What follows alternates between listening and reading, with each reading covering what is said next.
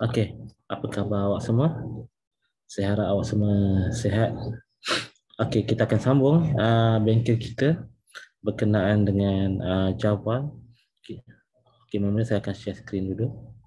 Okey, kita akan sambung latihan penyelesaian masalah kita ya. Okey, cuba buka website www.ppcom.com.my. Okey, untuk kita akses soalan tahun-tahun lepas. Okey, jadi dia akan buka website pertandingan dan dekat website pertandingan ni dia ada banyak menu sekejap. Dia tengah loading.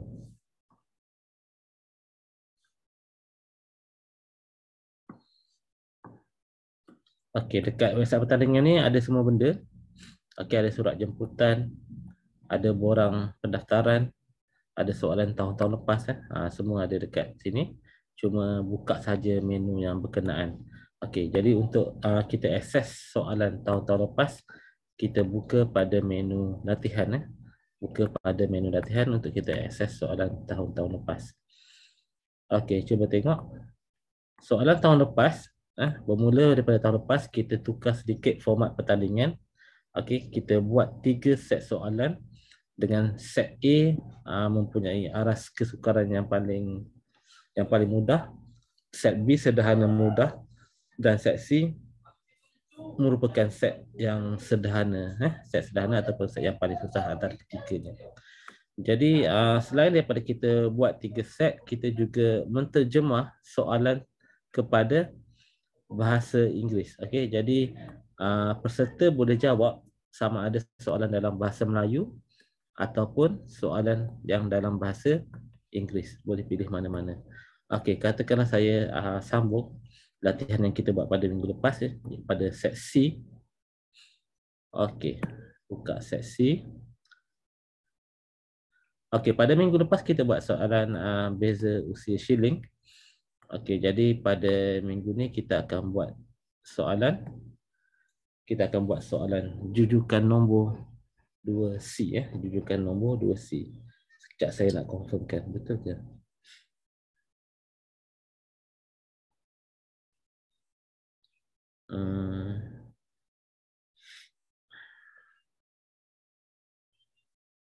Okey, betul. Jadi kita akan sambung jujukan nombor 2C. Okey, jujukan nombor 2C ni dia dia variasi kepada set B. Jadi kalau kita tengok soalan set B ni kita dah pernah bincang, cuba kita buka soalan set B. Okey. Ini set C. Sekejap ya. Saya buka soalan set B dulu.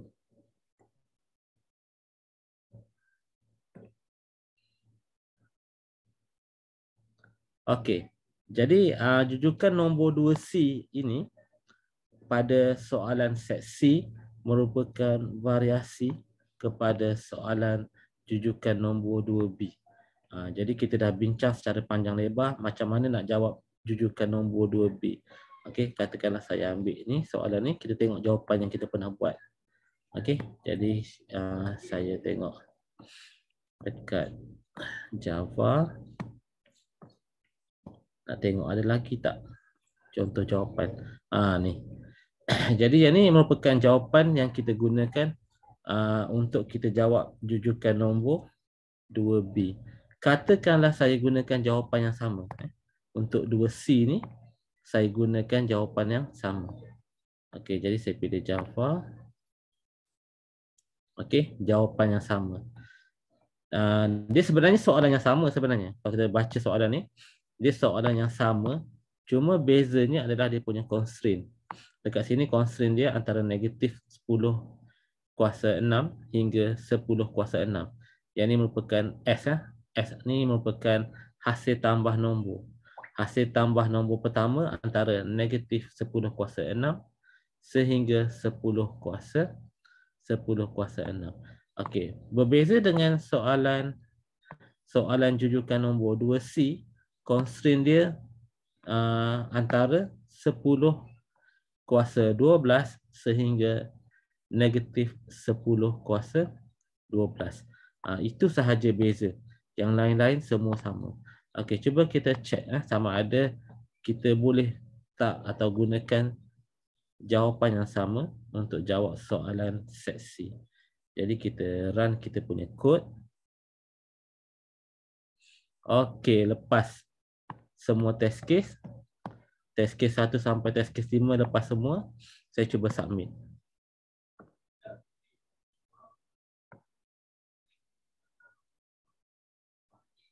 Okey. Tadi masa test case dia lepas semua. Tapi masa saya submit, satu test case tak lepas. Okey. Satu test case tak lepas, dia keluar runtime error. Okey, runtime error ni maknanya program yang kita buat ni tak efisien dari segi masa. Okey, jadi dalam pertandingan selain daripada jawapan yang betul, okey, selain daripada jawapan yang betul, kita juga mesti gunakan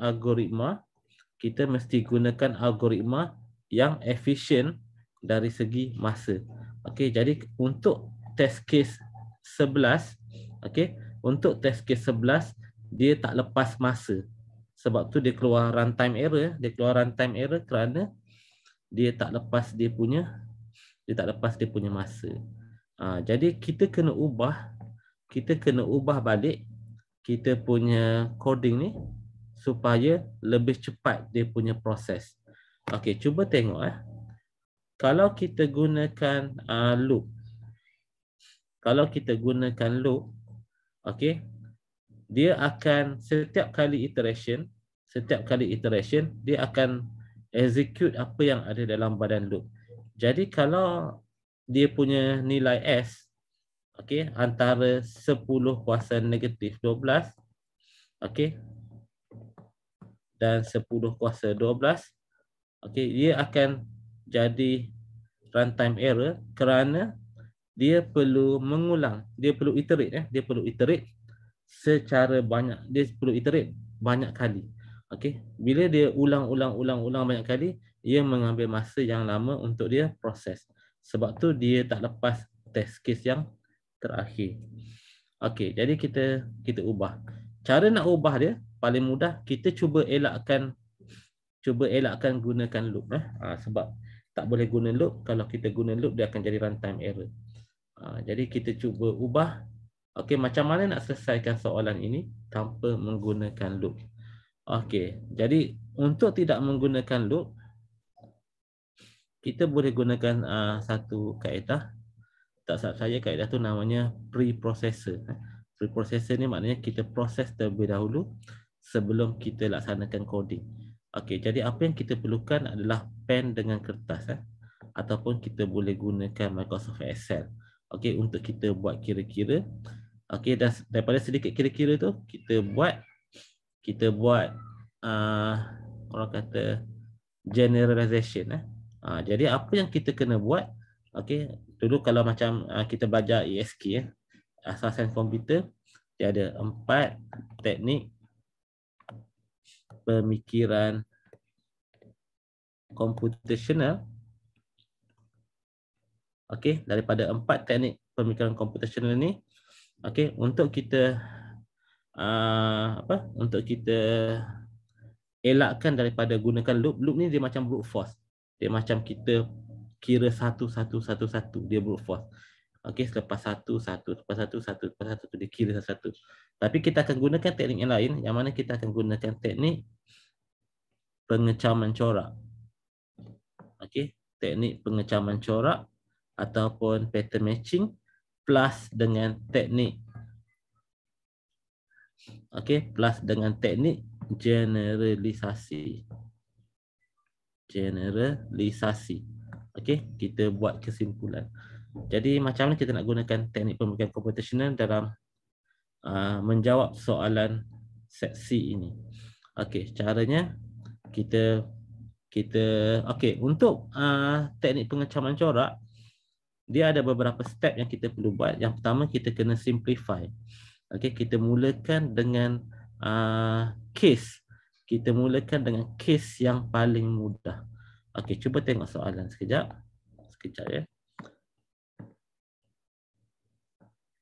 Okey, kes yang paling mudah S-nya adalah negatif 1. Okey, bila mana N tu sekejap. Output satu itu sama dengan N iaitu bilangan nombor pertama tambah. Okey, kita simplify. Test case yang paling mudah ialah bila mana N tu sama dengan 1. Okey, bila N tu sama dengan 1, S adalah sama dengan S tu sama dengan negatif 1. Okey, kita simplify. Dan selepas kita simplify, kita kembangkan sikit sampailah kita nampak dia punya pattern. Sampailah kita nampak dia punya pattern.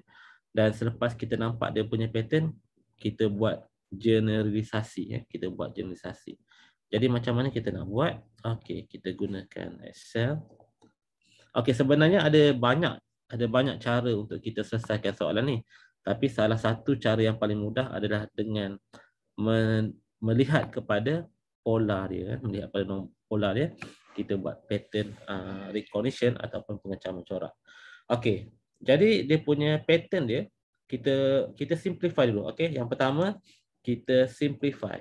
Apa yang kita buat masa simplify ni, kita mulakan dengan case yang paling mudah. Kita mulakan dengan case yang paling mudah. Okey, case yang paling mudah untuk soalan ni adalah N sama dengan 1. Bila mana N tu sama dengan 1, S tu adalah sama dengan negatif 1. Okey, nampak? Bila N tu 1, nilai S adalah negatif 1. Okey, kemudian selepas kita simplify, step nombor 2 adalah kita kembangkan kita punya case. Kita kembangkan kita punya case kepada case-case yang lain. Okey, dan kita susahkan case yang paling mudah tu sedikit demi sedikit. Okey. N sama dengan 1 ni merupakan case yang paling mudah. Case yang kedua mudah bila mana N tu sama dengan 2. Okey, bila mana N tu sama dengan 2, okey, dia punya hasil tambah adalah negatif 1 tambah dengan 2. Okey, negatif 1 tambah dengan 2 adalah sama dengan 1. Jadi bila mana N tu sama dengan 2, S tu adalah sama dengan 1. Okey, dan kita kena teruskan. Kita kena teruskan sampai bila? Kita kena teruskan sampai kita nampak pattern. Kita teruskan sampai kita nampak dia punya pattern. Okey, dan kita teruskan dengan N sama dengan 3. Bila mana N sama dengan 3, okey, hasil tambahnya adalah sekejap. Hasil tambahnya adalah saya buat macam ni lah. Saya apa? Sekejap.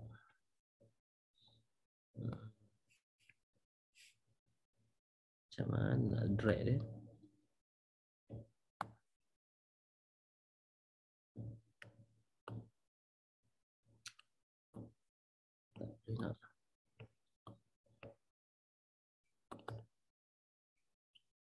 Sekejap, saya tak boleh nak drag dia. Okey, boleh dah. Okey, sebelah-sebelah lebih mudah. Okey. Bila N1, hasil tambah dia negatif 1. Okey. Bila N sama dengan 2, hasil tambah dia sama dengan negatif 1 tambah 2 sama dengan 1. Bila mana N2, dia punya S sama dengan 1. Okey, bila mana N tu 3, hasil tambah dia adalah 1 tolak 3. Jadi 1 tolak 3 adalah negatif 2. Okey, yang tu bila mana N tu 3. Dan kita teruskan bila mana N tu 4. Okey, bila mana N tu 4, hasil tambah dia adalah negatif 2 tambah 4, iaitu negatif 2 tambah 4 akan jadi 2. Okey, dan bila N tu 3, 2 tolak 5 akan jadi negatif 3. Bila N tu 6, okey, bila N tu 6, negatif 3 tambah 6 akan jadi 3. Jadi, dan kita kena teruskan sampai kita betul-betul nampak pattern. Kita sampai betul-betul nampak pattern. Jadi bila kita teruskan, cuba tengok bila mana n itu 7. Okey, bila mana n itu 7. Okey. Jadi cuba kita kira. Negatif 1 tambah 2 tolak 3 tambah 4 tolak 5 tambah 6 tolak 7. Okey.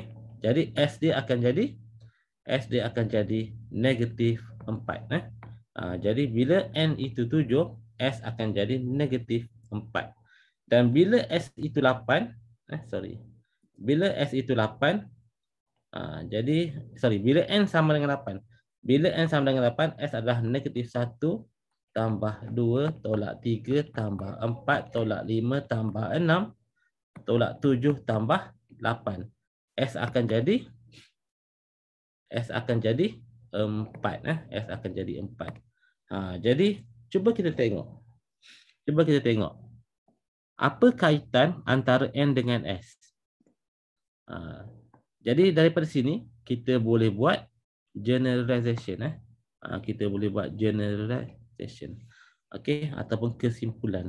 Jadi kita buat kesimpulan. Okey, mula kita simplify. Okey, nombor 2 kita teruskan dengan kes yang lain. Okey, teruskan dengan kes-kes yang lain.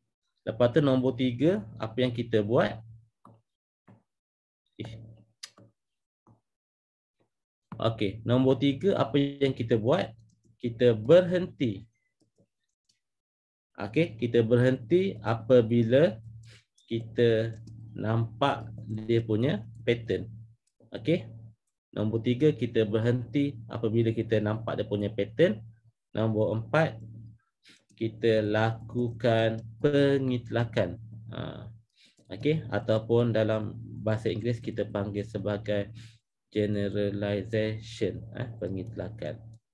Okey, jadi dia punya kesimpulan dia ialah dia ada 2. Yang pertama, cuba kita tengok bila mana nilai n tu ganjil. Bila mana nilai n tu ganjil, okey, nilai S adalah negatif. Nilai S adalah negatif. Cuba tengok. Bila 1 negatif 1, 3 negatif 2, 5 negatif 3, 7 negatif 4. Boleh nampak Jadi bila n tu 1, dia negatif 1, n tu 3, dia negatif 2. Okey. Boleh nampak tak?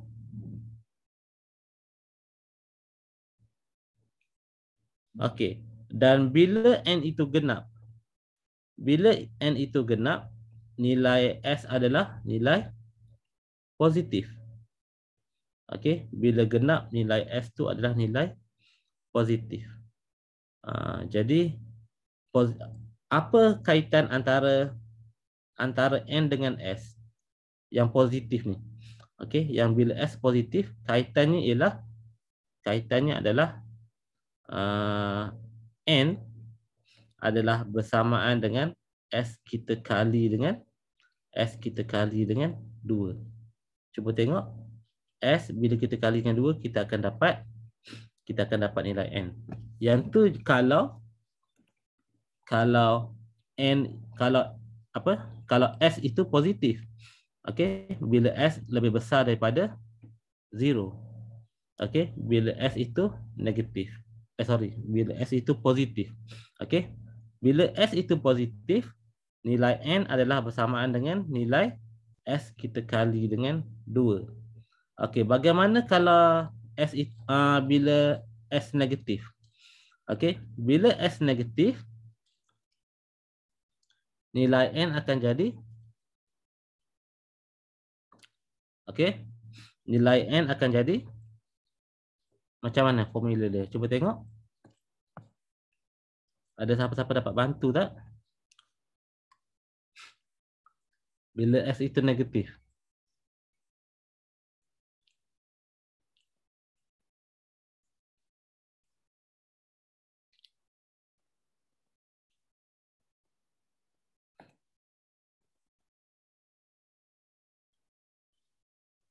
Sekejap saja nak fikir apa kaitan antara N dengan S. Negatif 1 dia akan jadi 1. Negatif 2 akan jadi 3. Negatif 3 akan jadi 5. Negatif 4 akan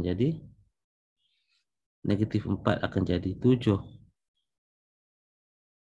Okey, apa yang berlaku ialah S ni dia darab dengan negatif 2 dan dia tolak dengan 1. Cuba tengok. Dia N akan jadi negatif 2S. Okey, ditolak dengan 1. Okey, jadi bila S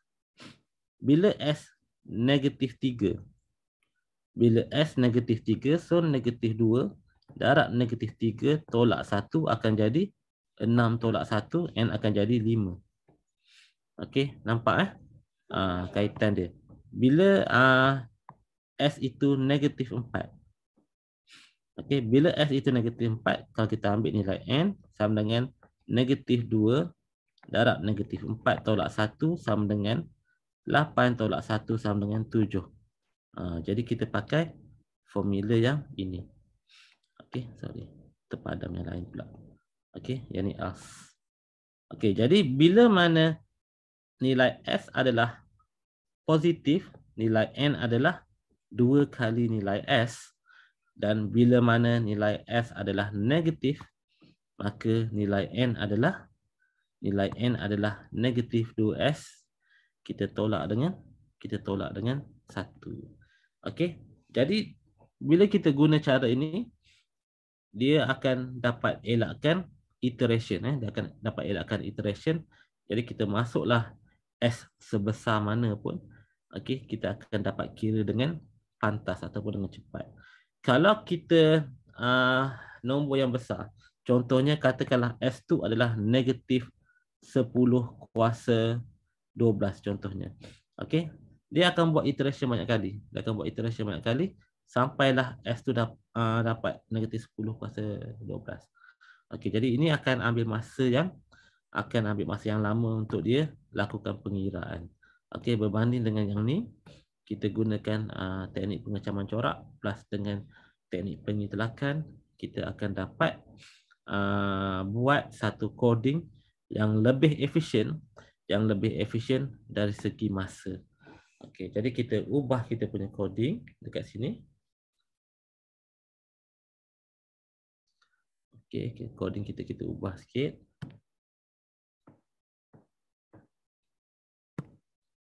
Okey, jadi kita buat input. Jadi kita ada jumlah input. Kemudian kita dah tak perlu dah guna NIJ ni sebab kita tak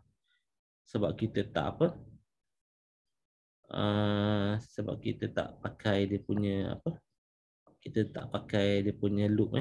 Bila kita tak pakai loop, kita boleh elakkan gunakan counter.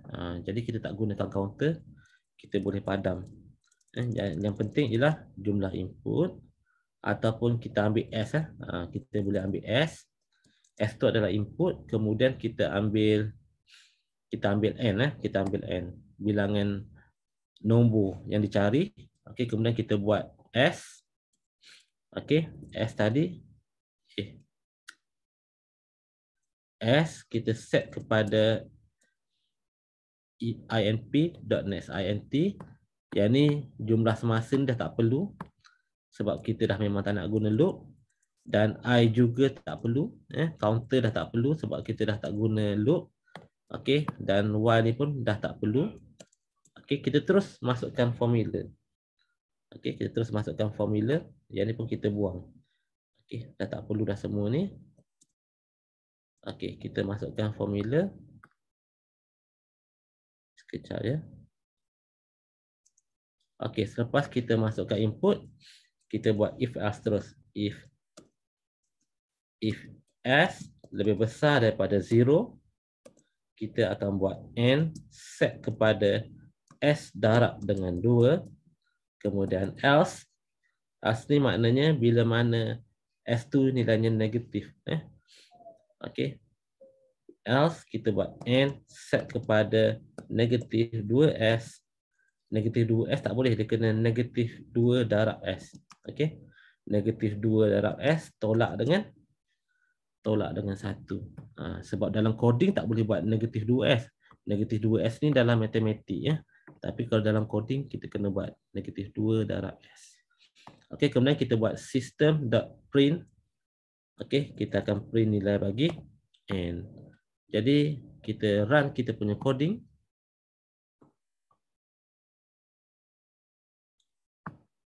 Sekejap. Okey, ada error. Apa error dia? Oh, dalam Java, expression selepas if ataupun for ataupun while wajib letak kurungan. Cikgu lupa. Dalam Python tak perlu sebab biasanya cikgu ajar Python. Dalam Python, expression tak perlu letak kurungan. Tapi dalam Java, expression yang kita letak selepas if ataupun selepas for loop ataupun selepas while loop wajib letak kurungan. Expression dia kena letak dalam kurungan. Yang tu yang dalam Java. Kalau tak letak dalam kurungan, dia akan jadi syntax error. Okey, cikgu dah letak kurungan, cikgu run sekali lagi.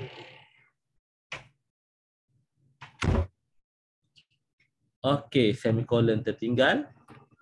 Okey, tambah semicolon, run sekali lagi.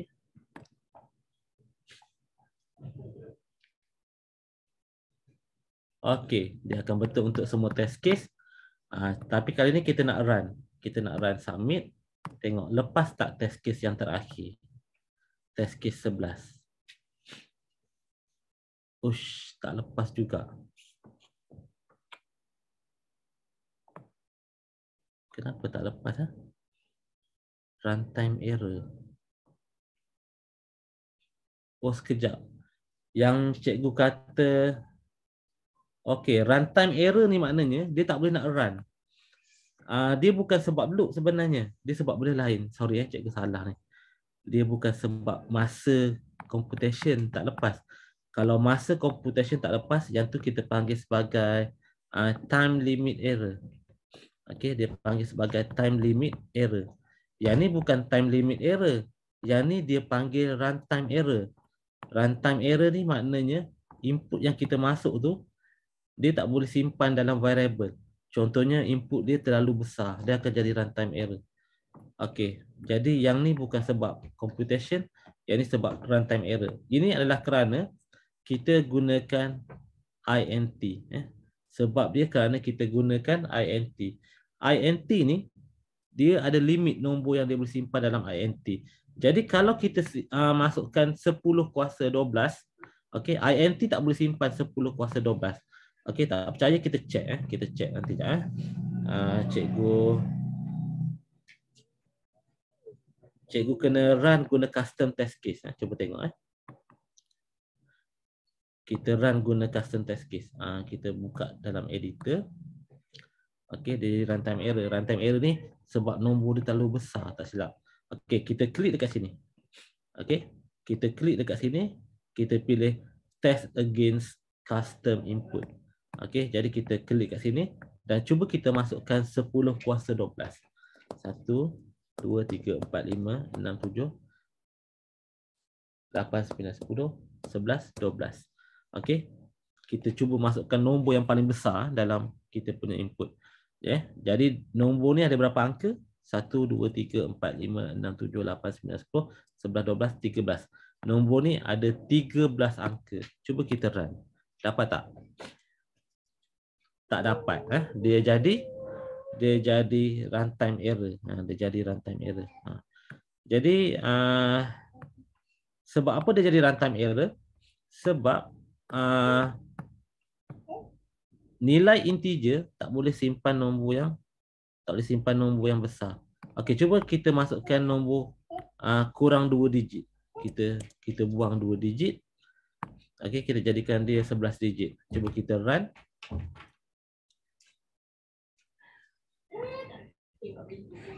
Okey. Yang ni pun dia jadi runtime error juga.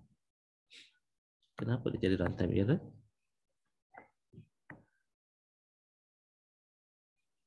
Okey, cuba kita kecilkan sikit dia punya digit. Okey, kita run sekali lagi. Yang ni sukses. Okey, jadi dia ada limit sebenarnya nombor yang paling besar dia boleh simpan. Kalau kita tambah sikit-sikit, kita akan dapati ada sampai masanya dia akan jadi runtime error. Okey, jadi kalau kita tengok dekat ni, kita cuba Google, kita Google Java maximum integer, maximum int value, kita cuba buat Java maximum int value. Cuba kita tengok. Okey, yang ini merupakan nombor maksimum yang boleh disimpan oleh int dalam Java. Okey, kalau kita baca, cuba tengok. Cuba tengok dekat dalam Stack Overflow, dia ada bagi tahu. Okey. In Java, the in C, the integer for 32-bit machine is 32 bits and it range from blah blah blah. In Java, integer is also 32 bits but range from okay, Java paling banyak. Jadi soalan dia. Ni ada orang terangkan. Dalam C, dalam Java, mana Java? Okay. Dalam Java, kalau kita pakai int akan simpan maksimum 32 bit. Okey, 32 bit unsigned, yang ni merupakan nilai maksimum untuk 32 bit. Okey, cuba kita tengok berapa banyak digit dia boleh simpan. 1, 2, 3, 4, 5, 6, 7, 8, 9, 10.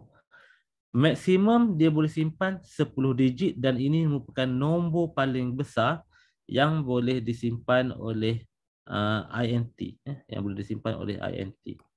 Kalau kita tengok int 32 bit, sign 32 bit. Okey, kalau sign ni kalau kita okey, yang kita guna int tu sebenarnya kita panggil sebagai sign int. Sign int kita boleh simpan maksimum 10 digit. Okey, nilai paling kecil ialah negatif 2, 1, 4, 7, 4, 8, 5, 6, 4, 8 dan yang ini merupakan nombor maksimum yang boleh disimpan dalam int sebab kita guna sign 32 bit. Okey, jadi untuk membolehkan Java simpan nombor yang lebih besar, dia tak boleh guna int. Dia kena guna data type yang lain. Jadi kita kena ubah kita punya data type. Dan data type untuk Java, cuba tengok, kita ada byte. Okey, paling kecil adalah byte. Byte gunakan 8 bit, short gunakan 16 bit. int yang biasa kita guna adalah 32 bit. Okey, dan untuk guna nombor yang lebih besar kita kena guna long. Okey. Long akan simpan sampai 64 bit. Jadi kita kena ubah kita punya data type dekat sini. Untuk S tak boleh pakai int. Untuk S kita kena pakai long. Okey, cuba kita buat. Kita guna long S. Okey, kita buat long S. N ni kita guna int pun tak ada masalah. Tapi yang penting S tu kita guna long. Jadi kita run. Kita cuba masukkan nombor yang paling besar. 13 digit. 1, 2, 3, 4, 5, 6, 7, 8, 9, 10, 11, 12, 13. Kita run sekali lagi.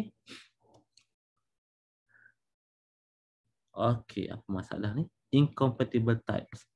Okey, dia tak boleh sebab dia punya data type dia tak sama. Jadi macam mana kita nak buat? Kita kena guna N pun kita guna long sebab kena data type sama. Kalau tak dia kata nanti dia akan lost precision. Okey, kita run sekali lagi. Okey, kenapa runtime error?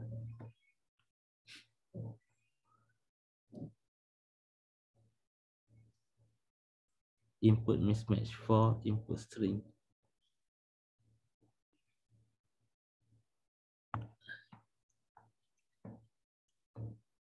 Okey, yang ni tak, cikgu rasa dia tak boleh guna next int, dia kena guna next yang lain. Okey, input dot sekejap inp.next ada tak? Okey. Kita tak boleh gunakan next int, kita kena gunakan next long. Okey, next long. Okey. Cuba kita guna next long Kita ubah next int kepada next long dan kita run sekali lagi. Okey, lepas.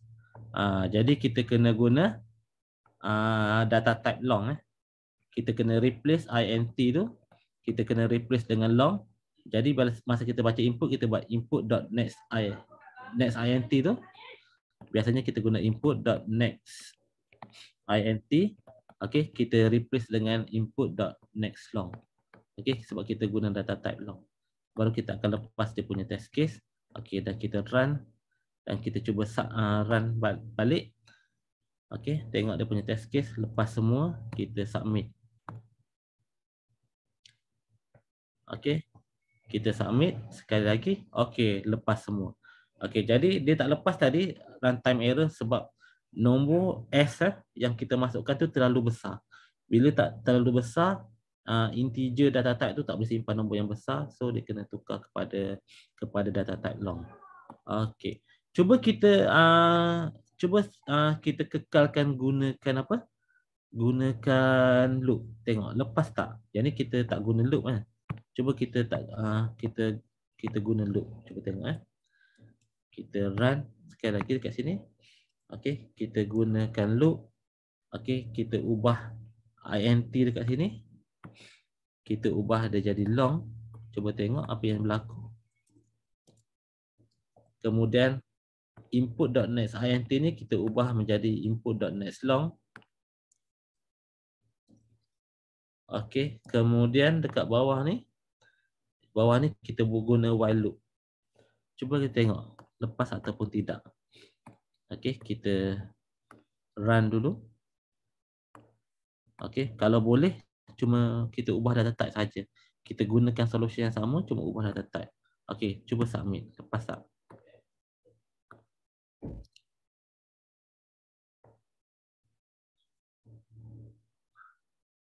Test case 11.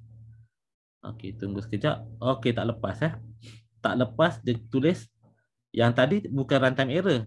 Mula-mula tadi kita buat runtime error sebab kita jadikan dia integer. Tapi bila kita guna long, okey, kita guna long dan kita guna loop. Kita guna loop, dia tak lepas dari segi masa. Jadi bila tak lepas dari segi masa, dia tulis kat sini error dia terminated due to timeout. Maknanya masa proses tu terlampau lama. Kita punya algoritma yang kita guna tu tidak efisien dari segi masa. Jadi untuk membuat algoritma yang efisien dari segi masa, seelok-eloknya kita cuba elak gunakan loop. Sebab bila kita gunakan loop, algoritma kita akan ambil masa yang lama untuk proses. Jadi untuk elakkan algoritma kita ambil masa yang lama, kita elakkan guna loop. Jadi bila nak elak guna loop, dia ada banyak cara. Dia ada banyak cara untuk elak gunakan loop. Kita boleh gunakan apa-apa formula ataupun macam cara saya tunjuk tadi, kita boleh gunakan pattern recognition. Kita boleh menggunakan teknik pengecaman corak untuk kita hasilkan satu formula yang mana kita boleh selesaikan soalan ni tanpa menggunakan loop. Okey, selesai untuk bahagian 2C. Okey, nak tanya, ada apa-apa soalan tak setakat?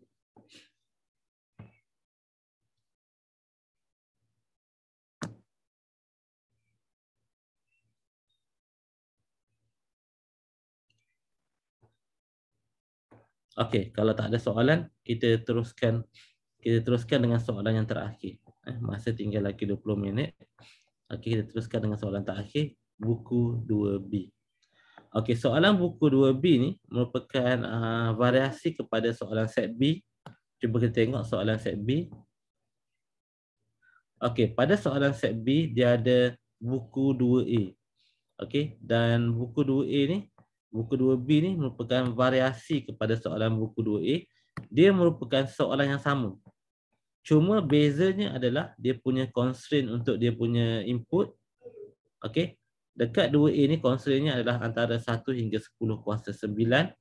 Tapi untuk 2B ni constraint-nya antara 1 hingga 10 kuasa 18. Jadi beza dari segi constraint. Jadi cuba kita tengok soalan yang sama, kita cuba tengok dia punya solution yang 2B ni.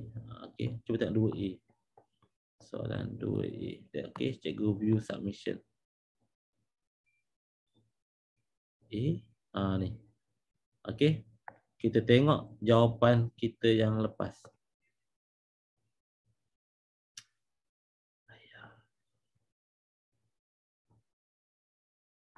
Sekejap ya.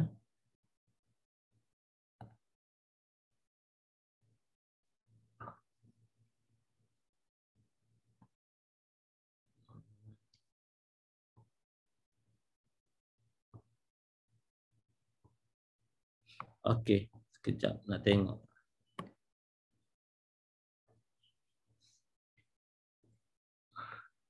Ni nak tengok ni.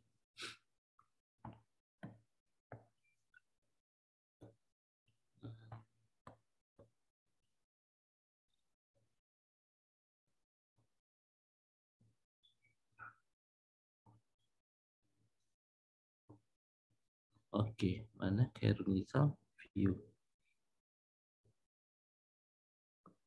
Okey. Jadi yang ni merupakan submission untuk soalan buku 2A. Cuba kita tengok. Boleh tak kita pakai yang sama untuk set soalan buku 2B? Kita cuba pakai yang sama untuk soalan 2B. Jadi kita run kita punya code. Okey. Tak lepas kita punya test case. Okey. Test case 0 hingga 4 lepas. Tapi test case 5 tak lepas. Cuba tengok kenapa test case 5 ni tak lepas. Okey. Test case 5 tak lepas sebab dia runtime error. Okey. Jadi runtime error ni macam kita terjadi tadi sebabnya nombor dia terlampau besar. Okey, nombor terlampau besar, kita gunakan INT, dia tak boleh simpan gunakan data type INT, so kita kena tukar kepada long. Jadi sebab tu dia runtime error. Okey, jadi kita adjust sikit kita punya coding daripada INT, kita ubah dia menjadi long. Dekat sini kita buat end set kepada input next long. Okey, kemudian kita run sekali lagi tengok.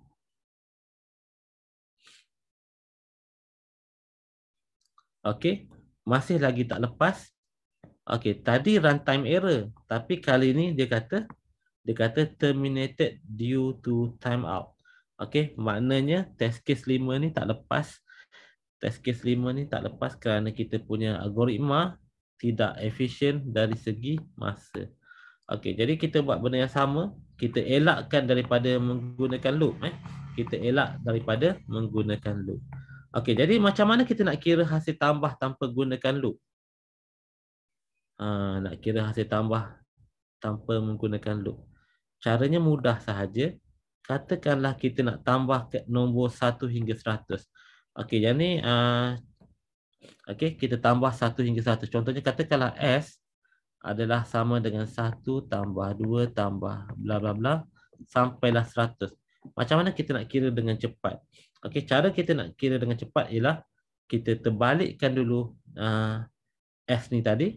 Jadi kita akan dapati S sama dengan 100 tambah 99 tambah dot dot dot tambah 1. Okey, jadi S yang atas dengan S yang bawah merupakan nombor yang sama. Cumanya kita terbalik sahaja. Kita tahu 1 tambah 2 sama dengan 2 tambah 1. 1 tambah 2 tambah 3 sama dengan 3 tambah 2 tambah 1. Dan kita tahu 1 tambah 2 tambah 3 tambah 4 adalah sama dengan 4 tambah 3 tambah 2 tambah 1. Yang ni yang kita tahu. Jadi kalau 1 tambah 2 tambah bla bla sampailah hingga 100, dia juga adalah sama dengan 100 tambah 99 tambah seterusnya sampailah 1. Jadi yang ni kita belajar semasa tingkatan 4. Masa tingkatan 4 kita belajar benda ni. Okey, kemudian kita boleh tambahkan dia, kita akan jadi 2S. Okey, 2S adalah bersamaan dengan 1 tambah 100 akan jadi 101. Okey, plus dengan 2 tambah 99 akan jadi 101 dan tambah dot dot dot tambah 100 tambah 1 akan jadi 101. Dan kalau kita kira semua sekali akan dapat 101 dan ada berapa 101? Dia ada 100. Okey, 101 ni ada sebanyak 100 kali. Okey, ada sebanyak 100 kali. Jadi 2S adalah sama dengan 101 darab dengan 100 dan 2S adalah sama dengan 10100 dan S adalah sama dengan 10100 bahagi dengan 2. Okey, dan S sama dengan Yang ni kita kena kira. 10 bahagi 2, 5. Yang ni kosong, yang ni 5, yang ni kosong. Jadi hasil tambah nombor 1 hingga 100 adalah 505, 5050. Okey. Jadi daripada sini kita boleh buat satu formula, okey, untuk tambah nombor daripada 1 hingga n. Okey, daripada 1 hingga n. Jadi untuk tambah daripada 1 hingga n, okey, katakanlah S 1 tambah 2 tambah 3 tambah dot tambah yang ni adalah n tolak 2 tambah n tolak 1 tambah dengan n. Okey. Jadi kalau kita terbalikkan, S adalah bersamaan dengan n tambah dengan n tolak 1 tambah dengan n tolak 2, n tolak 2 tambah dot tambah 3 tambah 2 tambah 1. Jadi 2S adalah sama dengan, yang ni akan dapat 1 tambah n akan jadi n tambah 1. Okey, kemudian 2 tambah n tolak 1 akan jadi n tambah 1. Kemudian 3 tambah n tolak 2 akan jadi n tambah 1 juga. Dan seterusnya, okey, semua sekali kita akan dapat n tambah 1. Yang ni pun dapat n tambah 1 dan seterusnya lah. Okey. Dan ada berapa banyak n tambah 1 tu? Okey. Bilangan daripada 1 hingga n ni ada sebanyak n nombor. Ada sebanyak n nombor. Jadi 2S adalah sama dengan n tambah 1, okey, sebanyak n kali. Okey, sebanyak n kali. Jadi bagaimana dengan S? Okey. Jadi bagaimana dengan S? S adalah sama dengan n tambah 1 darab dengan n bahagi dengan 2. Okey, jadi kita dapat S. Okey, bila kita dapat S, boleh tak kita cari nilai n? Boleh. Kita cari nilai n, kita just pindah-pindah saja kita akan dapat nilai n. Okey, jadi kita buat kira-kira sikit. Kita buat kira-kira sikit.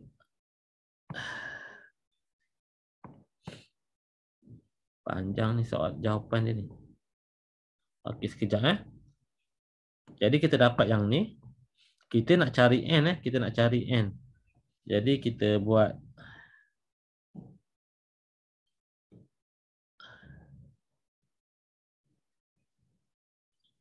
Okey. Jadi kita buat. Kita kembangkan dia. Kita akan dapat n kuasa 2 tambah dengan n.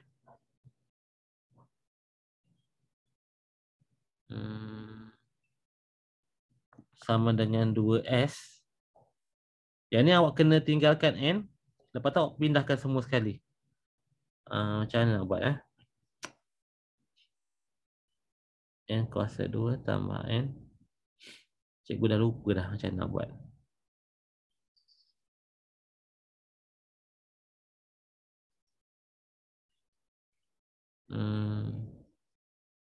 Okey. Tak apa. Cikgu tak ingat macam mana nak buat apa? Dia kena gunakan ni. Dia kena gunakan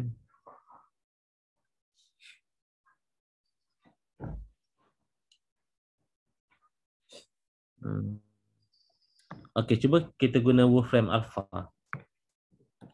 Okey, cuba ataupun kita tarik terus. N kuasa 2 tambah dengan n sama dengan, okey, sama dengan 2S. Okey. N kuasa 2 tambah n sama dengan S. So kita cari dia punya solution. Okey, ada banyak solution dekat sini. Kita boleh pilih mana-mana lah. Tiger Algebra, Symbol Lab, Mathframe, Math4U dan sebagainya. Okey. Yang ni kalau kita malas nak kira. Okey, contohnya kita terus klik dekat Tiger Algebra.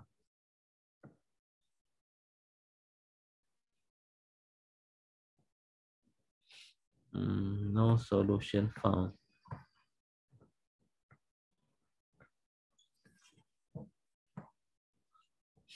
Okey, cuba kita buat find n. Okey, solve. Hmm,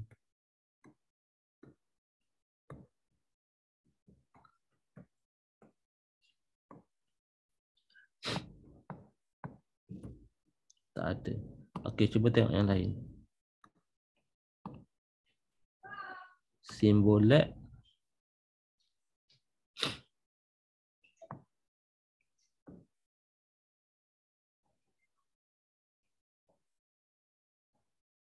Hmm, n kuasa 2.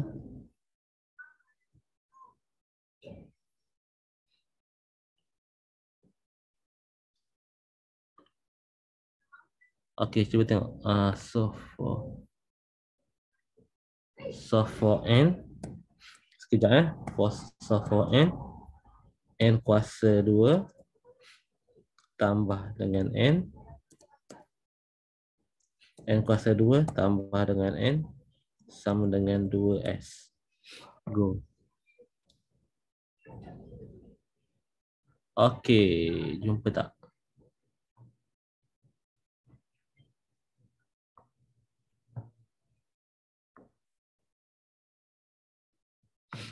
Sekejap tak ingat lah cara dia. Negatif.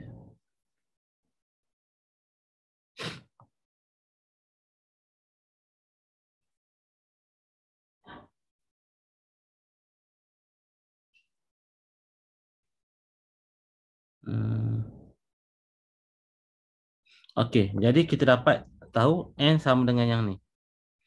Okey.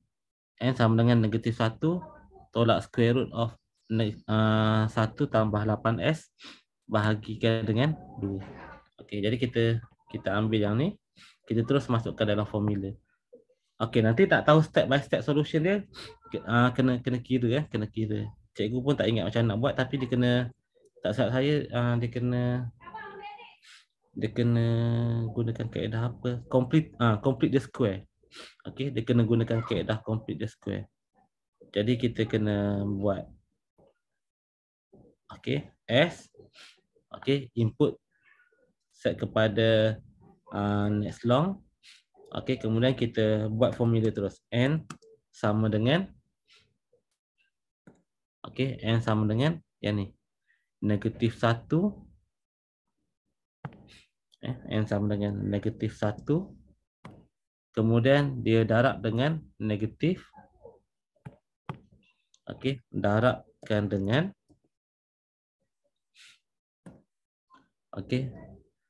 negatif 1 tambah. Sekejap negatif 1 tambah negatif 1 tambah sebenarnya. Tambah square root. Kita buat SQRT tak silap cikgu. Cuba tengok SQRT. Math dot math.sqrt.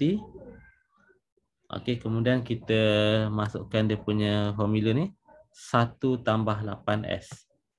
Math.sqrt 1 tambah 8s. 8s maknanya 8 darab s. Kemudian keseluruhannya kita kena bahagi dengan 2. Keseluruhannya kita kena bahagikan dia dengan 2. Kemudian cuba lepas tu kita akan print n. Cuba kita run dulu. Error kerana tak ada semicolon. Dan satu lagi cikgu lupa. N ni bila kita bahagi, dia tak boleh guna integer, dia kena guna double n sebab dia ada perpuluhan bila kita bahagi dengan 2. Sebenarnya tak perlu gunakan double. Sebab apa? Sebab hasil tambah nombor tu dia mesti integer. N tu mesti integer. Walaupun kita bahagi 2, kita akan dapat integer. Okey, sebab n tu ialah apa? N tu adalah bilangan nombor muka surat. So dia mesti integer. Tak nak dia mesti integer. Jadi kita boleh gunakan juga n tu sebagai long juga. Okey, dan kita run tengok apa yang berlaku. Runtime error. Okey, kalau nak guna math.square root, tak silap cikgu kita kena import math. Cuba. Okey, kena Google internet sekejap. Macam mana nak guna math.square root dalam Java. Java math.square root.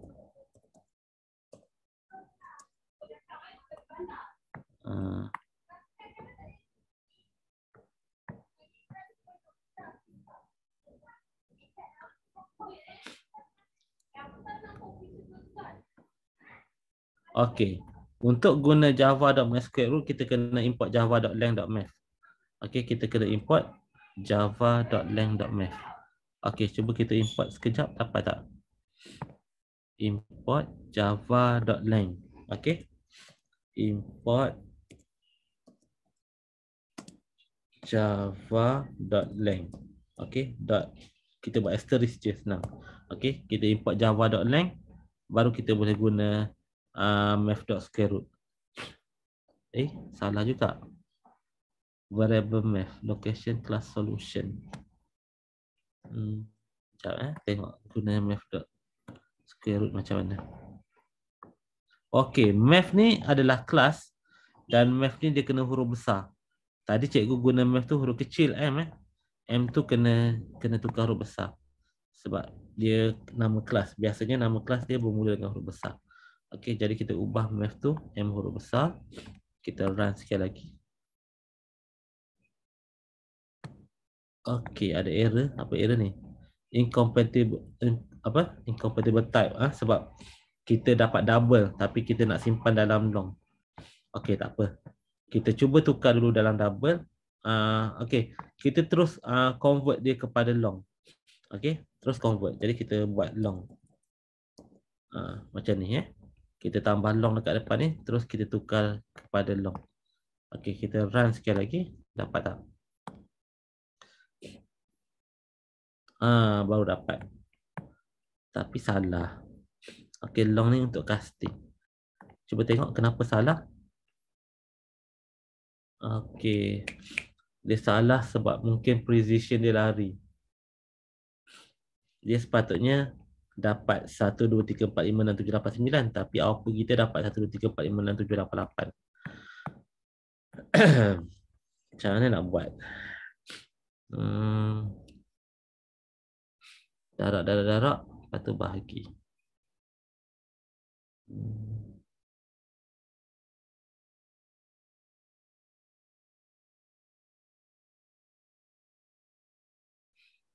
Yang ni dia lost precision Pakai formula ni dia hilang kejituan. Macam mana nak buat?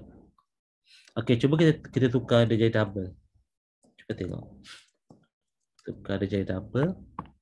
Okey, kemudian kita buang long ni. Kita cuba run, tengok apa yang berlaku. Okey, kita tengok yang ni. Okey, yang ni dapat dalam bentuk exponent. Okey, kalau kita tukar dia kepada long. Contohnya kita print, kita casting dia kepada long. Okey, kita run tengok jadi apa. Kita akan hilang kejituan dia. Dia masalahnya bila disimpan dalam double ni pun dia ada apa? Ada had dia punya perpuluhan yang dia boleh simpan. Jadi kalau kita simpan dalam double, ada kemungkinan berlaku loss precision.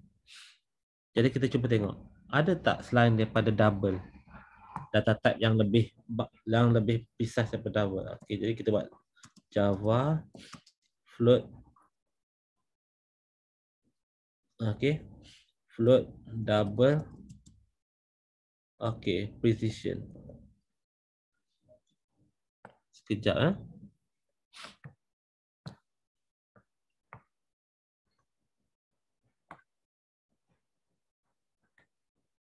Okey, kita ada float, kita ada double. Selain pada float dengan double, kita ada float double.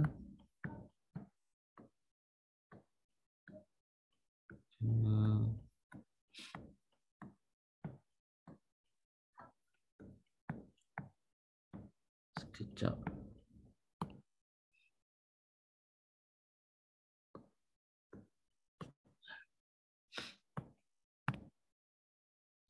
Variable long ada ke cikgu? Variable long cikgu tak pasti. Variable long ni boleh gunakan untuk Java tak yang ada perpuluhan? Kalau kita guna long, variable long bukan variable. Long ni merupakan data type. Long ni dia bukan variable, dia data type. Dia macam int, float, double. Dia data type. Cumanya long ni data type dia lebih besar 2 kali ganda berbanding dengan integer. Biasanya kita guna integer, tapi untuk nombor yang besar kita kena guna long. Okey, cuba cikgu guna int. Tengok apa masalahnya. Sekejap. Kalau guna int, yang ni kita guna next int. Jadi kita run, dia akan jadi runtime error. Jadi confirm tak boleh guna int, kena guna long juga kat sini. Yang ni kena guna next long. Okey, kita run. Okey, kita run. Ada satu yang hilang dia punya precision dia.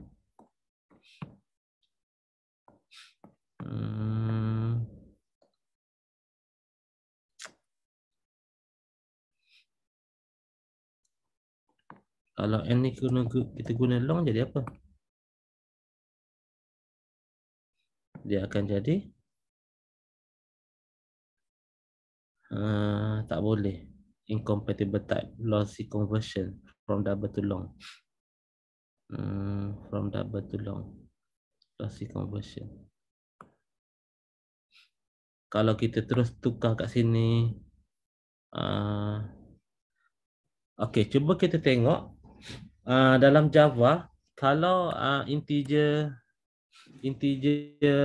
division, macam mana dia buat? Java integer division. Okey.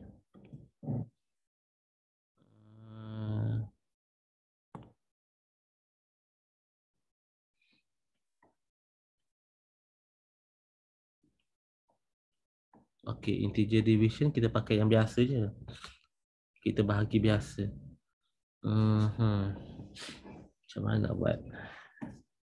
Math dot.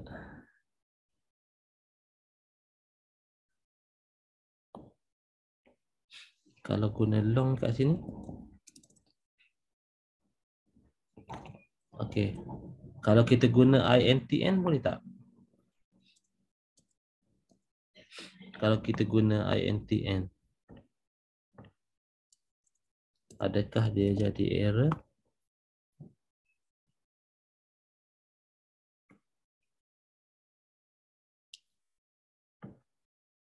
Dia tak nak.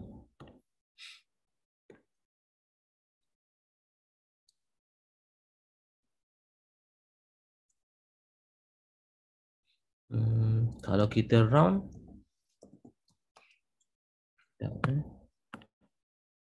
and yang ni kita terus round.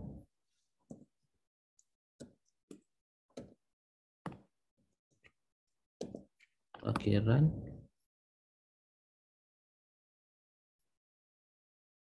Method round. Kalau math.round.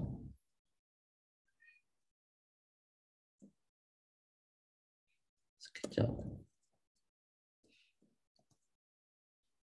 Okey, math.round. Kita run. Kita tak boleh kita kena guna math.round. Bila kita guna math.round, dia tak hilang dia punya precision dia. Jadi kita kena guna math.round sebab bila kita gunakan square root dekat sini, okey, bila kita gunakan square root dekat sini, dia tak akan dapat nilai yang tepat sebab kita guna square root. Tapi kita tahu n adalah integer. Kita tahu n adalah whole number ataupun integer. So kita guna math.round. Tapi dekat sini java.lang ni perlu tak? Cuba cikgu buang java.lang. Tak silap cikgu, java.lang ni tak perlu. Betul. Java.lang ni sebenarnya tak perlu sebab dia diimport secara implicit. Java.lang dia ada kelas yang selalu kita guna dalam Java. Jadi kita tak perlu import lagi sebab dia akan diimport secara implicit. Jadi tak perlu kita import java.lang. Kita boleh terus guna math.round dengan math.square root. Okey, dan kita akan lepas semua test case dan kita cuba submit.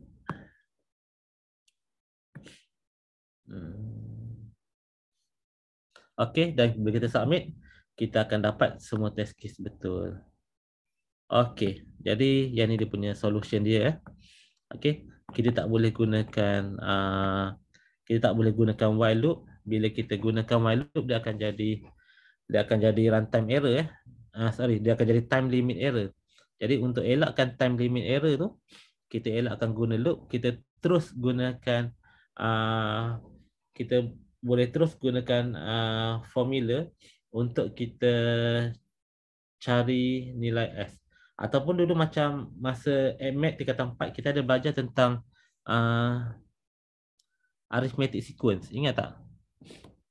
Ada satu topik dalam AdMath, tak silap cikgu, masa tingkatan 4. Okey, dia ada arithmetic sequence. Dan kita ada belajar Sn sama dengan n per 2. Kita darab dengan 2a tambah n tolak 1d. Tak silapnya. Yang ni formula untuk cari untuk cari sum of n. Ataupun sekejap nak confirm kita buka. Okey, kita buka arithmetic sequence formula. Ni arithmetic sequence formula. Okey, jadi yang ni bukan arithmetic sequence. Sum of arithmetic sequence. Sum of arithmetic sequence formula. Yang ni formula dia. Sekejap. Mana formula dia? Yang ni. Okey. Yang ni kita belajar dulu masa AdMath. Okey. Formula for the sum of an arithmetic series. Sn sama dengan n per 2 darab 2a tambah n tolak 1d. Okey, kalau kita nak guna formula ni pun boleh. Kalau nak guna formula ni pun boleh. Jadi dia bagi Sn dan kita nak cari n. Kita tukar je lah. Okey, daripada sini dia bagi Sn. Okey, sebagai input dan kita nak cari n. Jadi kita pindahkan yang lain. Kita tinggalkan n sebelah kiri. Yang Sn apa semua tu kita letak sebelah kanan. Okey, yang ni merupakan cara untuk kita solve soalan yang terakhir. Soalan yang terakhir kita solve macam ni. Okey, dan bila kita dapatkan, kalau kita gunakan square root tadi, itulah dia dapat apa? Dia akan jadi hilang apa? Dia akan jadi perpuluhan. Dia akan jadi perpuluhan dan dia tak akan dapat nilai integer yang betul sebab sini dia pakai square root. Okey, bila dia pakai square root kat sini dia akan lost precision. Dia akan lost precision. Jadi sebab tu kita guna math.round sebab kita nak jadikan dia kepada integer yang paling hampir. Okey, ada apa-apa soalan setakat ni? Nak tanya?